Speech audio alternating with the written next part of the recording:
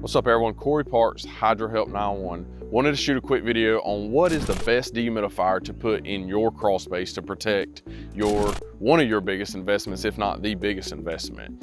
And so we want to start this off by saying whichever route you go, make sure it is a commercial dehumidifier that is made specifically for a crawl space or basement. You cannot go to Lowe's or Home Depot or any other big box store and get these dehumidifiers. They are a specialty item that typically has got to be ordered from a supplier or manufacturer.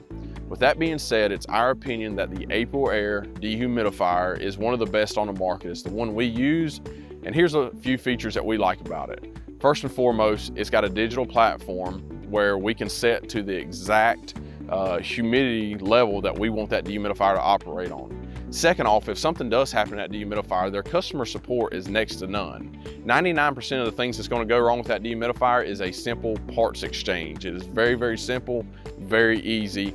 Call your installer, they can come out, fix it, typically within 30 to 60 minutes.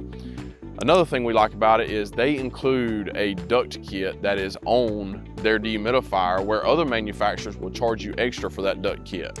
This comes standard on the AprilAire dehumidifiers, and we really like that because we like installing the duct kits.